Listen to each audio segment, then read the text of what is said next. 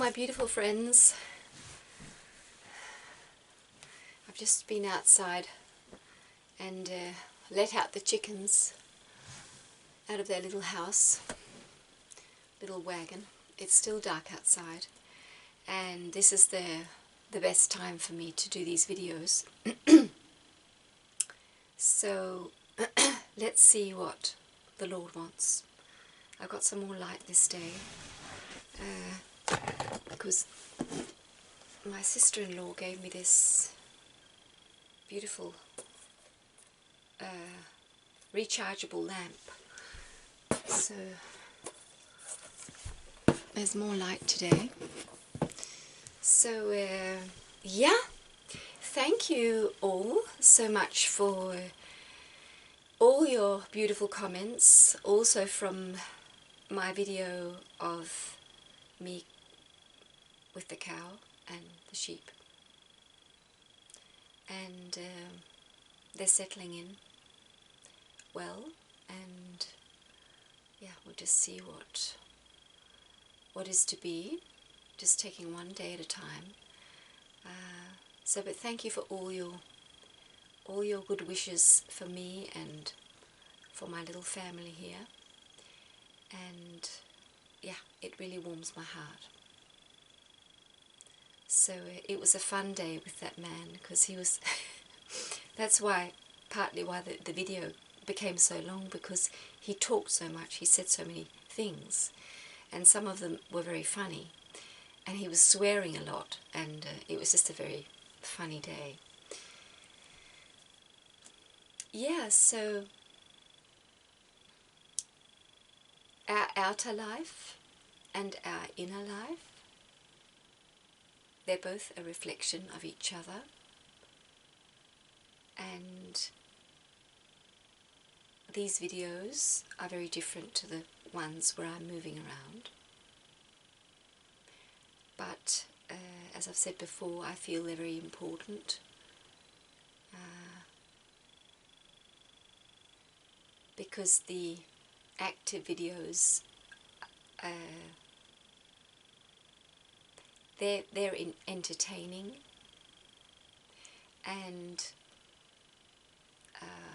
entertainment is not bad, but it can lead us, and it does usually lead us away from what's really important. So it can halt our process.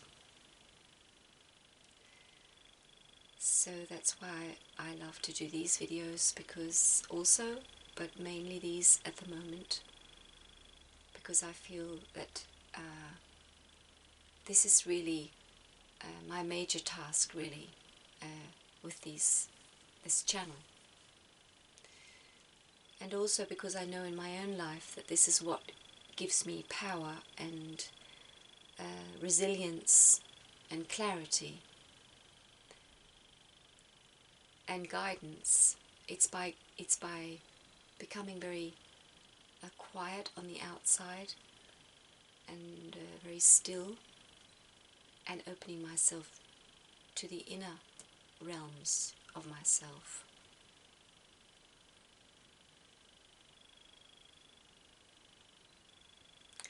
So yeah, there's different things I might share. I'm not really sure. Yeah, some of you have some of you are worried for me because of not having a house to live in, and as I've said to people who are concerned, this little cabin is actually very simple but also very, very comfortable for me, and I'm used to simplicity, and I actually really do enjoy it more than if I was living in a modern house. I enjoy this more. And I have one of those gas heaters with the gas bottles, and it heats up this little room very, very well, very quickly and very efficiently. And I have these little lamps with the canola oil, which actually send off a lot of heat. So I usually have this on all the time, so when I come in I can feel the warmth, and the heat from these lights pushes out the humidity, because it's a very wet climate I live in. So, but of course it is messy, because I don't really have a kitchen. I have this little place I can use. I have a gas stove, so it is possible for me to cook something and do the basic things, but it is messy outside with all the stuff I need to wash up. That's really the place I do the wet stuff. So I've sort of thrown myself into this huge challenge, or a challenge, one can say, of seeing if I'm going to stay in this cabin for the winter, which I might, because it depends on when I get the house ready. And I've got the roof on now, so that's wonderful. The tar roof is on, but now it needs the sides, because the rain still, because it's such a tall building, the rain still is coming in, so I can't live there yet for a while. So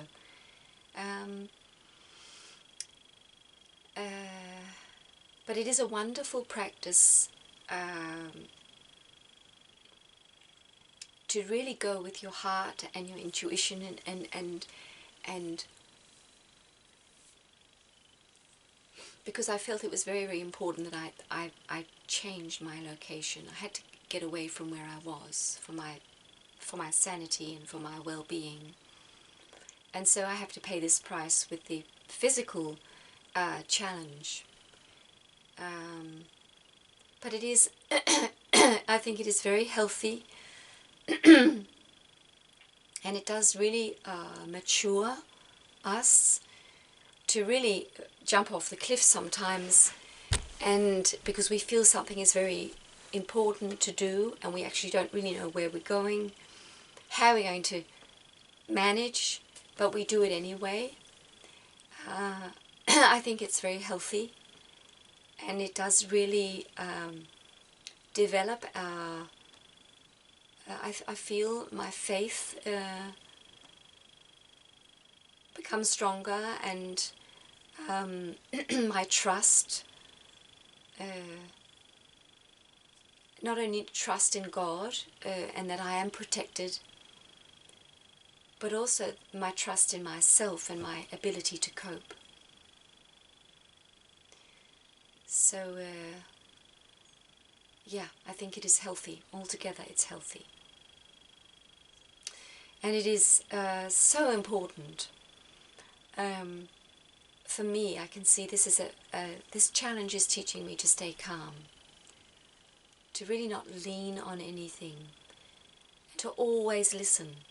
Always listen. Isn't my body needs rest? Okay, I'll give myself rest. I want to go and do something practical, I'll go and do something practical. And to not dominate myself, but to let my heart guide me. And I keep also being told that the house I'm building now is already built. It's me. The house is already there. It's who I am. It's my being. That's just going to be manifested in some wood and some paint, some nails, It's an outer manifestation of what I am. And so the more I wish this house to come, the best way to make this happen is to stay really, really centered in the home that I am. And all the peace and all the love and all the trust and all the strength that I'm cultivating just by being in me is actually will become manifested in that place. And I can feel it very clearly that as soon as I get anxious or nervous, everything starts to go not very well. So yeah, this is exciting. And yeah, I'll just tell a little bit more. It's been an incredible adventure, and I've spent nearly all my money. It's nearly all gone, but luckily I have a job, so I've got some money coming in now every month. But I've bought all the important things for my new home, and it's been wonderful meeting all these different people, all these different experiences I've had, I've met people who are so engaged, joyful, um, helpful, positive, uplifting, communicative, very, very good at having good communication with me and having a fun communication. So it's been incredibly enriching, what do you call it, to meet all these different personalities and to see what lovely people are in this world. I really experienced that. So, and people with lots of enthusiasm is very refreshing, because it really in many places has become the norm to be quite, have quite a sort of down mood and be quite hopeless about life and the future, and it is not very uplifting. So it is wonderful to meet people who are actually enjoying life.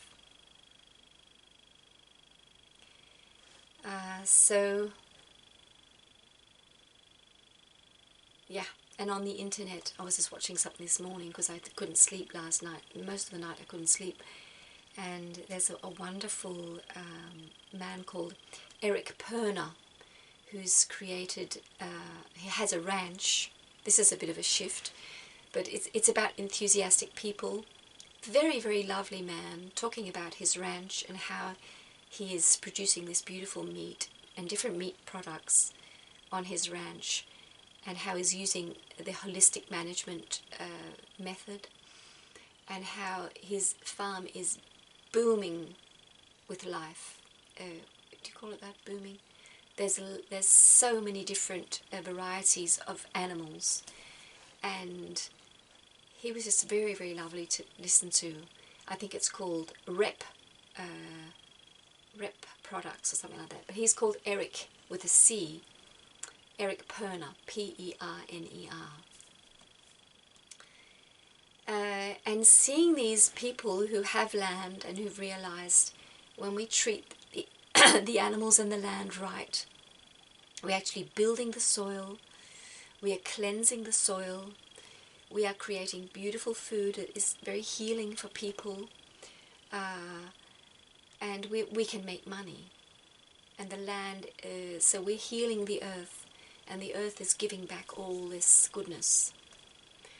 And for many of us, light workers or very sensitive people who have really felt the pain of the earth for so long, it is so wonderful, and it is really an expression of the golden age that's coming and that is here, that these companies, these people will start to grow and blossom more and more. People who are doing good things for the earth and for humanity will start being very successful, because that is the future. And to see these people who have, I know it from myself, been suffering, and you might know it from yourself, that this has been really, really tough to be on this planet with all this pain, all this conflict, all this hopelessness, all this pollution, the world dying more and more. Now we have the corona, where many people feel that now this is the end, whatever. But all this negativity, and now we're getting to see that there is hope, and that we will create this new world. It's going to happen, and Mother Earth is ready for us. She's waiting for us to come and give her our love and our wisdom, treat her in a wise way, and she will give back life and beauty and well-being. So it's wonderful to see the joy in these people's eyes, and that's what he said. He's believed in this all his life, regenerative agriculture. but nobody would listen. Nobody talked about this, and now it's coming. Because now that the earth has been completely depleted and it's just dying, or really dead in many places, people are waking up. The people who are to be a part of this new world. So another man I've mentioned before is Greg Judy, who has a big project going on in Arizona, where they're bringing in the livestock to heal the land. It's so beautiful. Oh, birds. Tea.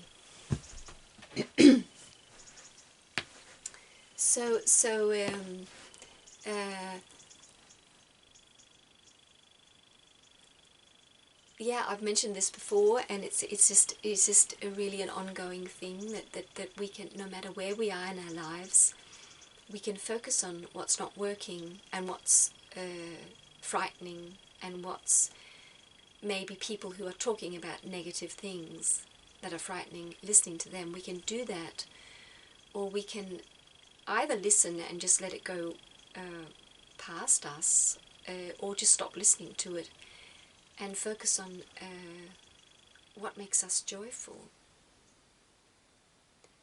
what makes us tick, what makes us laugh. In what way can we enjoy life more? And do that. And nobody can stop us. I mean, no matter how many laws there are that are stopping us doing different things, nobody can stop us making the choice to be a joyful person who loves their life. Nobody can take that away from you, even though you've been put into a jail for the next 30 years. They can't. It's impossible, because it's a state of mind, and only you are the controller of that. And to walk the path of the light, to feel the joy, feel the positivity. Look at the little leaf on the tree and just rejoice. That way of living, of course, is a completely different way for our cells. Every cell in our body feels this joy and gratitude. And we live longer, and we feel better, and we're more beautiful, and we communicate better. Everything is better when we do this, and it's only our choice. It's us who decides, do we want to go one or the other way? Choosing the other path feels really uncomfortable. So, yeah, I want to share a little thing today. It's not going to be so spiritual, maybe. I've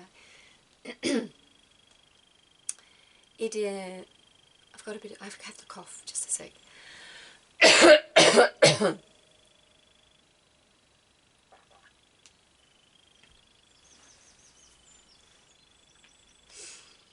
Recently, I came across a Russian doctor, I think he was, or a philosopher, who became very famous in the 1950s and 60s, and he's called Buteyko.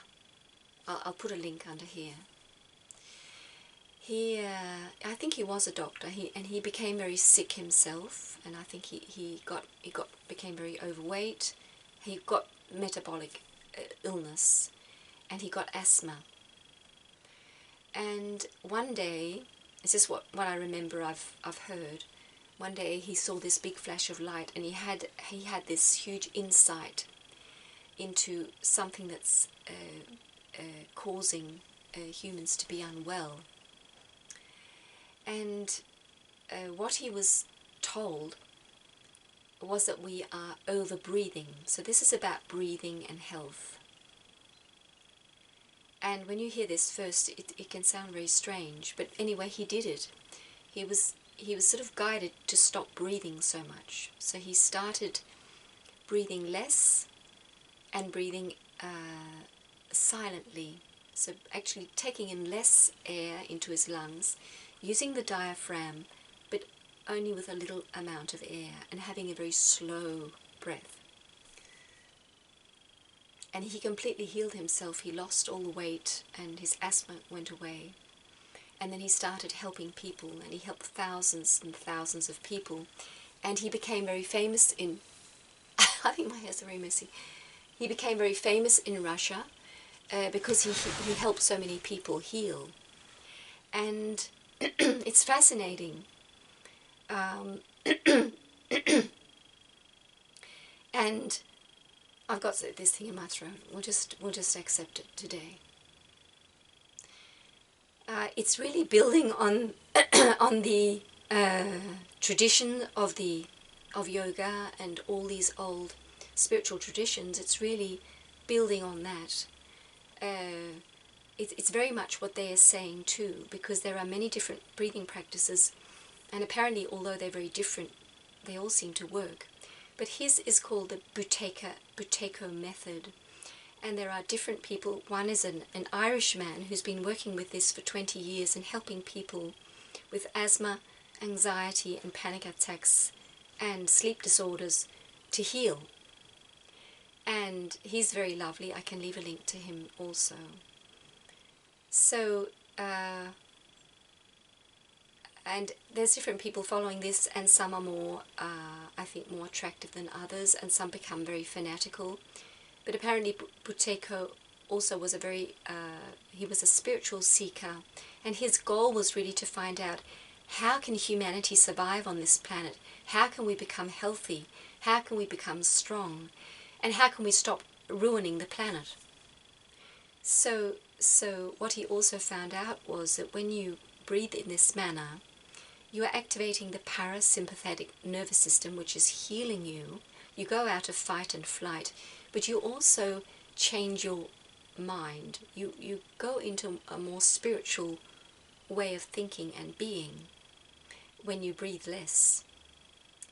And so so that's the whole spiritual thing. So it's a whole system, and it's a whole lifestyle. And some people, as I said, become fanatical about it, and some people are actually, they don't even speak properly because they're sort of constricting themselves, which I think seems unhealthy. They're not natural and free in their way of speaking and being, because they're using this method to such a degree. But what physically happens when we don't breathe, when we breathe less, because we have learnt, take deep breaths so you get lots of oxygen. And when you get lots of oxygen, your body is much healthier. But the incredible thing is that this is not true. Just like us being taught not to eat red meat, and now we're finding out this is actually healing thousands of people. So we were told, breathe deeply so that you can be healthy. It's not true. Because when you breathe deeply, you actually you're getting less oxygen into your cells. So it is about the level of the percentage of oxygen and CO2, O2 and CO2, carbon dioxide in the blood. And if you have take a lot of air in, you have less carbon dioxide. And when you have less carbon dioxide, the oxygen does not bind to the blood in the same way. So when you breathe less and you breathe slower, you have less air coming in, you have more carbon dioxide, and that brings more oxygen to the cells, which activates the parasympathetic nervous system and also activates the immune system, and we start to heal. So I think it's so fascinating. I just love this, and some things we can use, some things we can't use, but no matter what, I think it's very refreshing to be given this knowledge. So you can if you have asthma, you might like to try it, or you have insomnia, or other problems, maybe mood disorders or something like that. You can try it. And there are different courses you can take, but really basically it is concentrating on your breath all the time. and making sure that you're breathing into your belly, not too deep, slowly, and you're breathing through your nose all the time. And this is hard when you're speaking, but you try to, as much as possible, and when you're not speaking, you do it all the time, in through the nose, out through the nose, because apparently the nose is actually a very, very important organ, and it treats the air, it cleanses the air coming in, so it is prepared for going into the blood. So you can do all these different courses and pay money to do this, but you can actually also just train it yourself, with yourself. So you breathe slower, and you breathe not so deep. And if you need to take a deep breath, do it, but then breathe out very slowly. And after a little while, you'll start to feel that you are hungry for air. And that air hunger is a sign that you're doing the right thing. So you are building up your carbon dioxide in your blood when you feel this air hunger. And the air hunger will leave you after a while, because you'll become less and less sensitive. So you'll be able to breathe slower and slower and less until a certain point.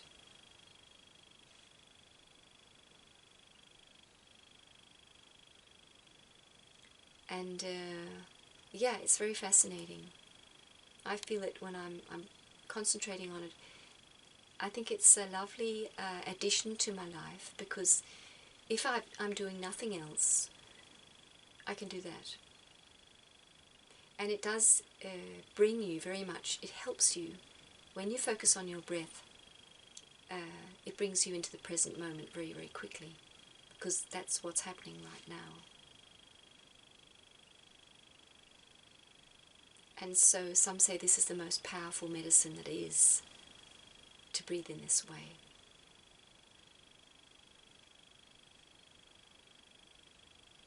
So that was one thing I've learned over the last few weeks I wanted to share with you. And let's see, last time I said to you, if you have something, write to me. And there was only one who wrote with a sort of a problem or something that is challenging, and it was you, Karen, who wrote about feeling lost after your children have left home. So I think we'll go into this.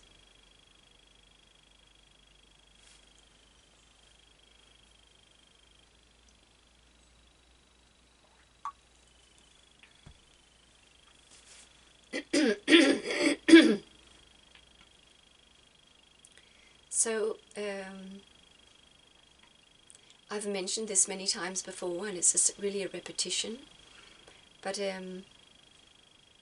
when we have a feeling of something that is uncomfortable for us, we say that you feel like this, like Karen, maybe a few of you feel like this, that you feel you're lost, you can't really find yourself, and you've maybe lost your purpose. The quickest way to help yourself, I mean, the reason why this is a problem is because you tell yourself this is a problem. So it's only a problem because somewhere in your mind you say you shouldn't feel lost. That's wrong. You should feel happy, and you should feel centered and focused and know your purpose. And yeah, I think no matter what you're feeling, no matter what you're sensing, become aware that, is there a voice in me saying that this is not right? I should not be doing this. And practice saying, playing with this, that it's okay to feel lost. And if you give, it's really that little child within us that needs healing that I've talked about a few times. You can say it's a little girl in you feeling lost that's there, and she's filling up your mind and your being with this feeling. And the sooner you give this little girl attention, the sooner she's going to stop filling you with that feeling. So the huge step to healing and to releasing these things, releasing their grip on us, is to just acknowledge them and give them, let it be there. Stop pushing it away. And maybe even get to the point where you can actually laugh at it, or indulge in feeling lost. Dance a dance where you just sing for yourself that you're so lost. You're just so completely lost. And feel the joy in that feeling, because it's part of life. So you've completely stopped pushing it aside or ignoring it, imagining that if I ignore this or just stop thinking about it, it's going to go away. It won't. It just grows. So when you change your perspective and say, okay, it's okay, I feel lost. That part of me that says you shouldn't do that, I'll just let that flow away. And I'll allow myself to feel as I feel. And so I embrace myself as I am right now, knowing very well that it's a human feeling. It's something every single person feels at some point. And it's there for a reason. So we've learnt that these bad things, we have to move past them. We have to move on from them, because they're holding us back. But maybe just like the breathing and the meat, it's not true. That lost feeling that you, Karen, are feeling, and that maybe many of us are feeling, is our teacher. It's the most important step, next step for us. We can't skip it, and we can try, but it won't work. And then that whole idea, that whole way of thinking that if I just hurry on, I can get to the good things in life, that's gone. Because you're suddenly telling yourself that this, whatever I'm feeling, anger, depression, sadness, hopelessness, feeling lost, that is my next step. Then there's nothing to rush past. That is the next step for me, to just feel that. And sense how, when you do that, you will move on. Because it's completely unnatural for us to stay in a certain state of consciousness, state of mind, a feeling for very long. It's just like crying. If something's happened to you and you have this real sadness and you feel you need to cry, you might say, no. Stop being stupid. Stop being silly. You're an adult now. You're not going to cry about this. Or maybe you've cried enough. And if you sense that there is actually more crying to do, if you change your approach and say, it's okay that I cry. When you start crying, at some point you can't cry anymore. It's the tears are all, they've all come out.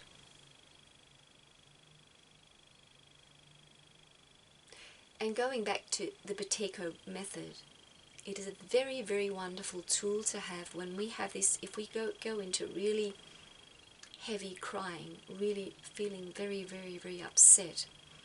It's a very powerful tool to have, to not go when we're crying, but to keep the air coming in through the nose.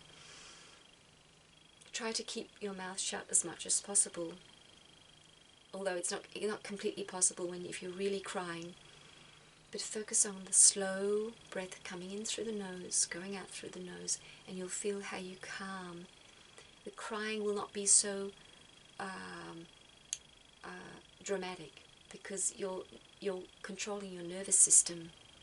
So you're not going into your fight and flight mode while you're crying. So So that was just an example with the crying, but it can also be feeling lost. To allow yourself, take some time every day to allow yourself to just indulge in that feeling. Play with it. Sense what other feelings come up. And try using the Buteyko breath while you're feeling it.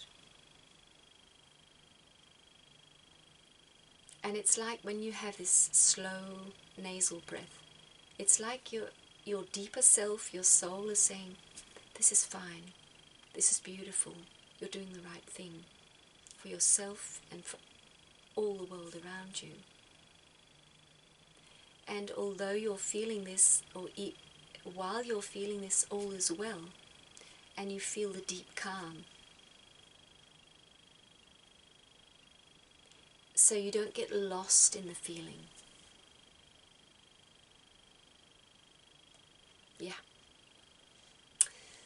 So this was a real mixture of living in a cabin and meat and regenerative farming, feeling lost.